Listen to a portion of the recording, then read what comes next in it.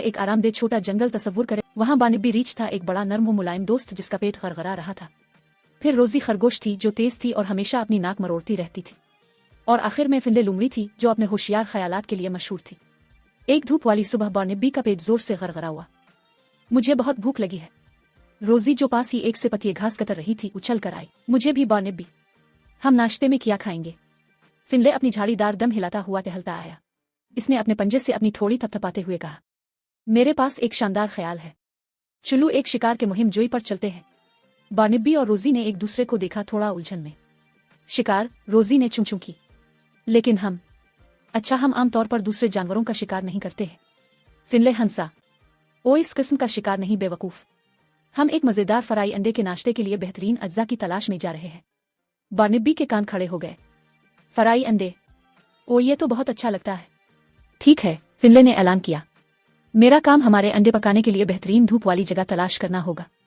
रोजी अपनी बेहतरीन सूंघने की हिस के साथ तुम साइड पर खाने के लिए लजीज तरीन बीर सूंघ सकती हो। और बानिब्बी अपने मजबूत पंजों के साथ तुम हमारी छोटी सी आग के लिए कुछ अच्छी खुश्क टहनियां एहतियात से जमा कर सकते हो। चुनांचे तीनों दोस्त रवाना हुए। फिनले आगे बढ़कर एक हमवार चट्टान की तलाश में था जो काई के धूप वाले हिस्से के करीब हो। रोजी झाड़ियों में उछलती रही, इसकी नाक रसीली मीठी ब्लूबेरीज और रसबरीज की तलाश में मरोड़ रही थी। बानिब्बी आहिस्ता आहिस्ता चलता हुआ गिरे हुए टहनियों को आहिस्ता से जमा कर रहा था, इस बात का ख्याल रखते हुए कि वो टूट न जाए। जल्द ही उनके पास वो सब कुछ था जिसकी उन्हें जरूरत थी। फिनले को एक बेहतरीन खाना पकाने की जगह मिल गई थी। रोजी के पास रंगीन बैरों का एक छोटा सा ढेर था और बानिब्बी के पास टहनियों का एक साफ सुथरा ढेर था। अब उन्हें अंडा कहाँ से मिलेगा? तभी उन्होंने करीब ही एक नरम काड़क काड़क की आवाज सुनी। ये हिंड्रीटा मुर्गी थी जो घास में चूंच मार रही थी। सुबह बखैर हिंड्रीटा, फिनले ने शाइस्तगी से पुकारा। हम नाश्ते के लिए कुछ फ्राई अंडे बनाने का इरादा कर रहे हैं। क्या आपके पास एक फाजिल अंडा होगा जो हम इस्तेमाल कर सके? हिंड्रीटा ने ऊपर देखा, इसका सर हल रहा था। अच्छा, अब सबको सुबह बखैर।